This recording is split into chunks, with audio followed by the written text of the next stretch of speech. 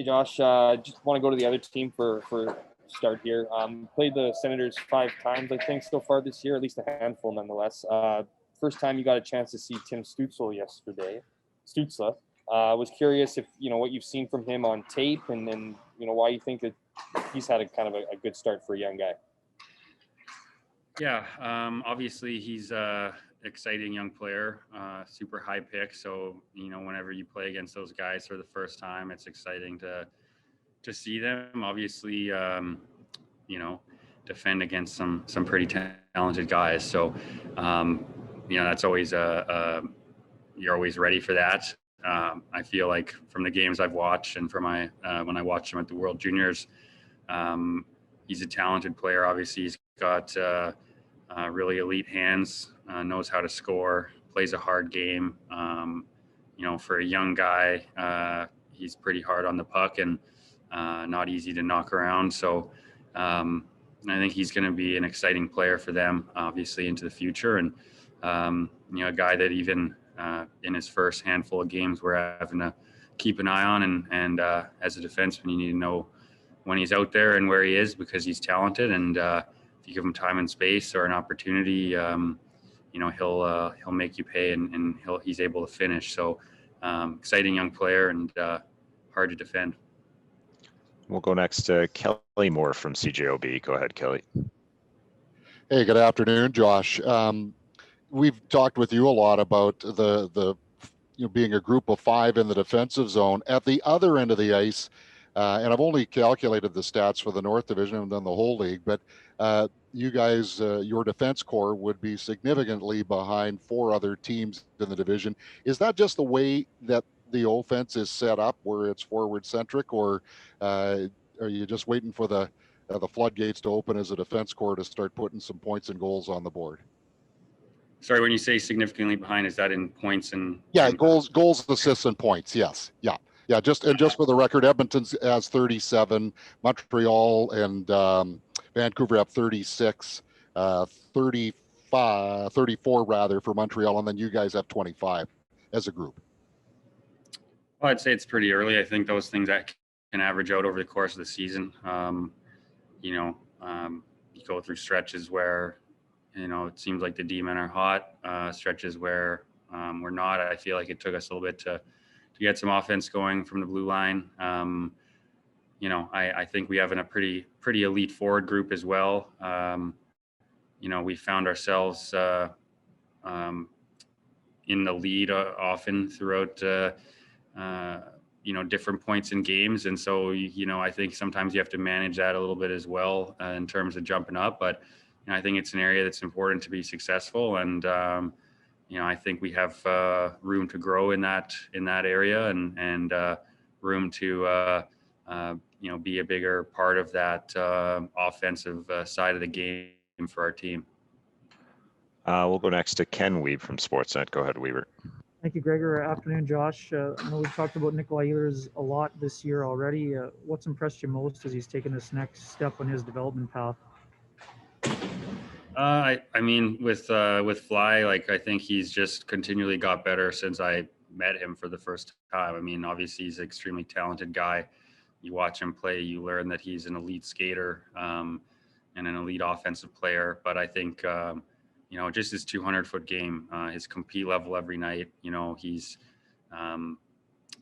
going to the net, he's shooting the puck, he's got a really great shot. And, I don't know how many times I've seen him beat the goalie from pretty far out with his wrist shot. That's not something that everyone in the league possesses. So, seeing those shots go in, I think seeing him shoot the puck more, it gets him going. And he's been consistent for us. He goes to the net, plays in the hard areas. And we've seen him over the years. He's not scared out there. He's not a big guy, but he plays hard. And I think he's just developed into a great 200-foot player. And it's been really nice to see the goals going in for him as well, because I think that's an area of his game that, he can do what he's doing now and continue to get better at it even. So it's been exciting for our team. And we'll go next to Paul Friesen from the Winnipeg Sun. Go ahead, Paul. Hey, Josh, speaking of guys on a roll, how surprised are you to see what Jack Roslovic is doing?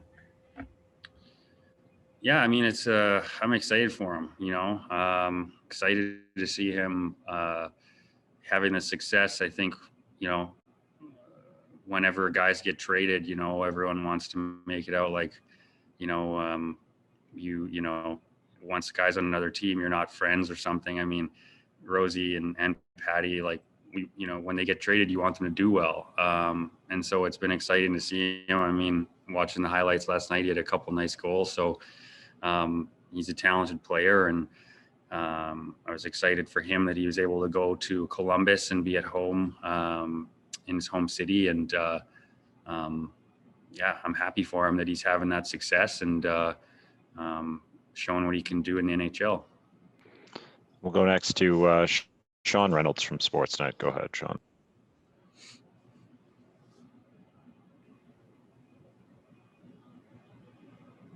Hey, sorry about that, Josh.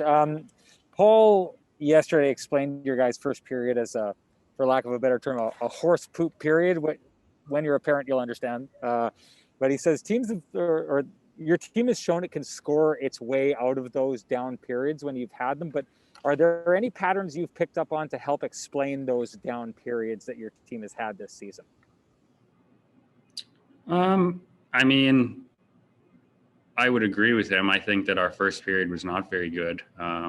Probably used the same wording as he did. And we had Helly to bail us out. I mean, I think, it shows that we have confidence that we were able to get going in the second and third. And obviously our offensive game was a big part of that for us. But, I don't know if it's a trend. I mean, obviously, we're talking about the Winnipeg Jets right now, but I think if you look around the league over the course of, a long season, teams have off periods. Teams,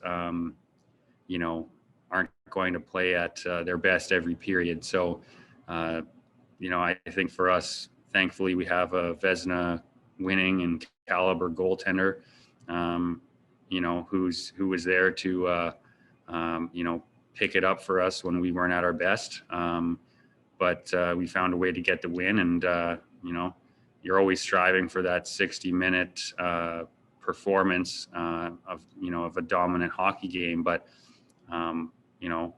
one of my favorite sayings is that Paul, I think, said early on in my career, the other team gets paid too. They're good players as well. So you have to handle those moments. And at the end of the day, it's about getting the win. So we'll try to put a better 60-minute effort out there tomorrow. And final question to Ken Weaver from Sportsnet. Go ahead, Weaver. Josh, as someone who knows the benefits of playing in the American League firsthand, could you shed a little light on what you may have given in terms of advice for a Billy Heinola or a Dylan Sandberg as they embark on that part of their journey? Yeah, I mean, to be honest, with all the protocols and stuff, I didn't even see them since they got moved down to the Moose.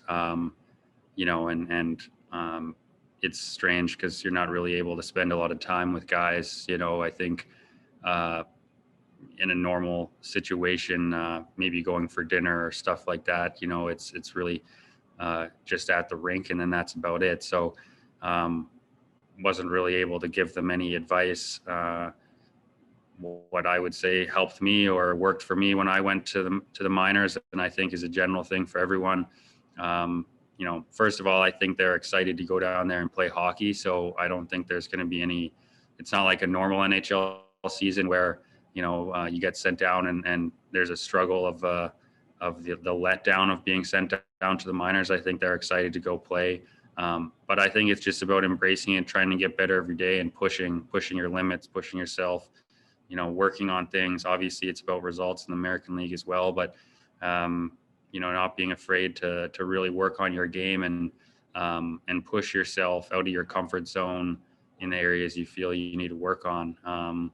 So they're both great kids. Obviously they're great, talented young players. And, I think getting a chance to play will really help them out.